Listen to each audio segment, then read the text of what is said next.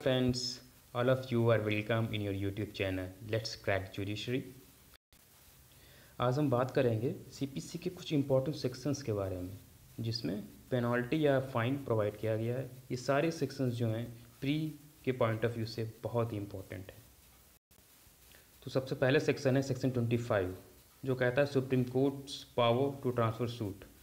तो अगर कोई सूट एप्लीकेशन फ़ाइल की जाती है कि हमारा सूट जो है एक हाई कोर्ट से दूसरे हाई कोर्ट में ट्रांसफ़र कर दिया जाए और सुप्रीम कोर्ट को ये लगता है कि ये सूट जो है फ्रीवोलस है या वेक्सेसियस है, तो सुप्रीम कोर्ट जो है ना एक सम जो है फ़ाइन नॉट एक्सीडिंग 2000 रुपीज़ ये लगा सकती है एप्लीकेंट पे, और ये उस पार्टी को पे करना होगा जिसने ये सूट अपोज़ किया था। उसके बाद आता है सेक्शन 27 जो कहता है समन्स टू डिफेंडेंट।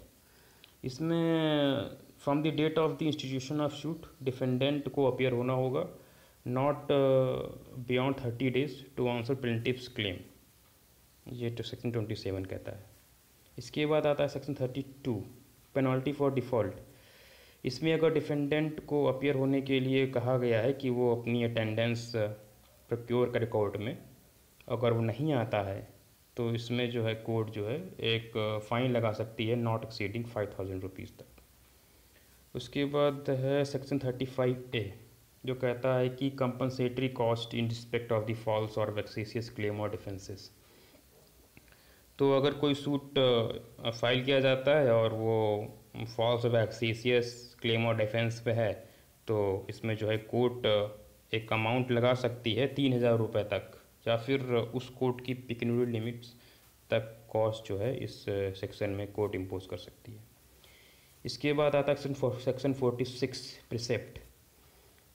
तो प्रिसेप्ट क्या होता है पहले ये देखते हैं। प्रिसेप्ट में एक जो जजमेंट डेटर होता है उसकी प्रॉपर्टी का ब्यौरा होता है कि उसकी प्रॉपर्टी कहाँ कहाँ सिचुएट है।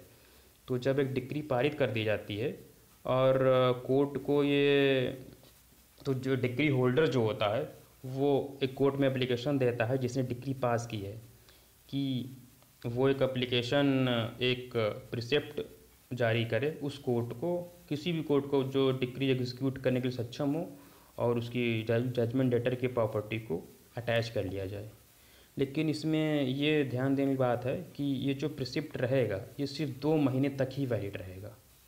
2 महीने से ज़्यादा भी हो सकता है अगर ये जो कोर्ट है जिसने अटैचमेंट किया है डिक्री उसी को सेंड कर दी जाए एग्जीक्यूट करने के लिए, या फिर जिसने जिसने डिक्री पारित की है वो इसका जो है बढ़ा दे टाइम पीरियड। उसके बाद आता है सेक्शन 58 डिटेंशन एंड रिलीज़। इसमें अगर एग्जीक्यूशन ऑफ डिक्री में, और डिक्री है for payment of sum of money, तो इसमें अगर उसका अमाउंट 5000 रुपये से ज़्यादा है सम ऑफ मनी पेमेंट में तो 3 मंथ तक का इम्प्रिजमेंट हो सकता है, और अगर पेमेंट ऑफ मनी है 2000 रुपये से 5000 रुपये तक तो 6 हफ्ते तक इम्प्रिजमेंट हो सकता है, और अगर 2000 रुपये से कम तक का पेमेंट है तो उस केस में कोई भी डिटेंशन नहीं होगा यहाँ पे। उसके बाद आता है सेक्शन 60 जो कहता है property liable to attachment and sale in execution of decree. तो ये कहता है कि वो पार्टिकुलर्स जो अटैच नहीं किए जाएंगे। तो सबसे पहले आता है इन execution of decree other than A decree for maintenance, मतलब डिक्री फॉर मेंटेनेंस के अलावा कोई और डिक्री। तो उसमें सबसे पहले सैलरी का फर्स्ट 1000 रुपीज़ और 1/3 ऑफ द रिमाइंडर।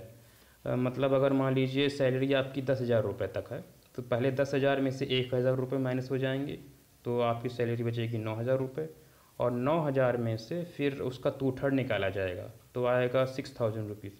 फिर मतलब 6,000 रुपये तक नहीं होगी, बाकी बची 4,000 रुपये तक अटैच की जा सकती है आपकी salary other than decree for maintenance.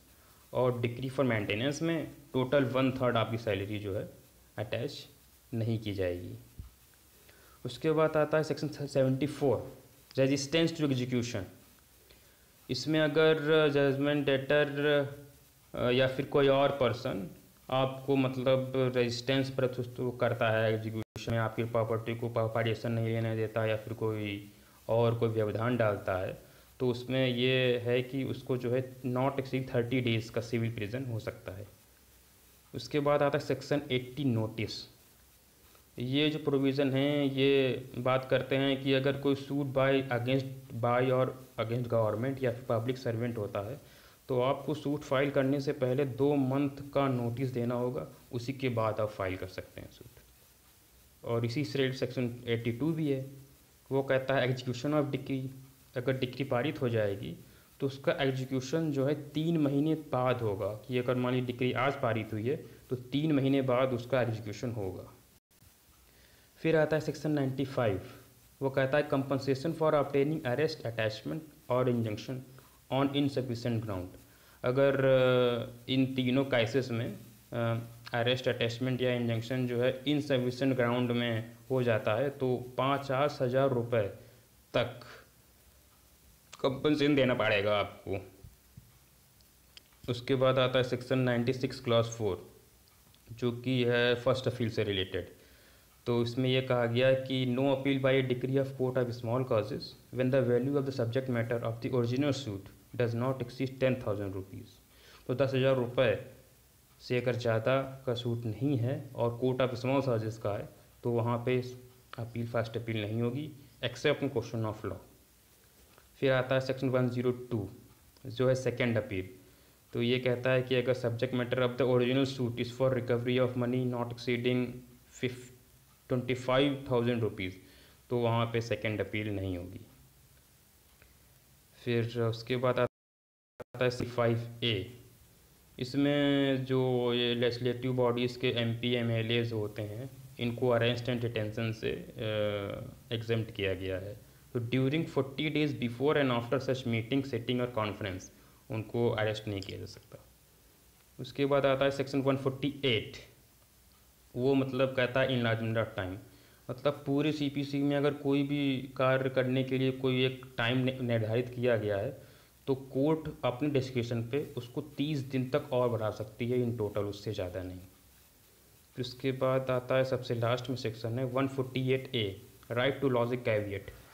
तो कैविएट सबसे पहले जान लेते हैं क्या होता है। कैविएट में क्या होता है, अगर आपको लगता है कि आपके खिलाफ़ कोई सूट या प्रोसीडिंग इन फ्यूचर आपके अगेंस्ट में कोई फाइल कर सकता है किसी कोर्ट में, तो हम उस कोर्ट में एप्लीकेशन दे देते हैं कि अगर कोई मान लीजिए कि इन फ्यूचर अगर कोई सूट या एप्लीकेशन हमारे अगेंस्ट फाइल की जाए तो हमको बिना सुने कोई ऑर्डर पारित ना किया जाए। तो अगर कोई फाइल की जाएगी तो सबसे पहले नोटिस आएगा, आपको सुना जाएगा, उसी के बाद कोई ऑर्डर पारित किया जाएगा। तो इसमें यह है कि 90 डेज़ आपने अगर आज कैविएट फाइल की तो 90 डेज़ के अंदर अगर कोई सूट या एप्लीकेशन फाइल होता है तब आपको सुना जाएगा, 90 डेज़ के बाद नहीं। तो ये थे CPC के कुछ इंपॉर्टेंट सेक्शंस। इसमें ये इम्प्रिजनमेंट या फाइन की बात की गई थी। तो उम्मीद करता हूँ पसंद आया होगा आपका वीडियो आज का, और लगभग ये मान के चलिए कि प्री में से इसमें से क्वेश्चंस बन जाते हैं। कैसा लगा आपको आज का वीडियो हमें कमेंट सेक्शन में जरूर बताइएगा, और हमारे वीडियो को लाइक करिएगा, शेयर करिएगा और हमारे चैनल को सब्सक्राइब करिएगा। और ठीक है, थैंक यू।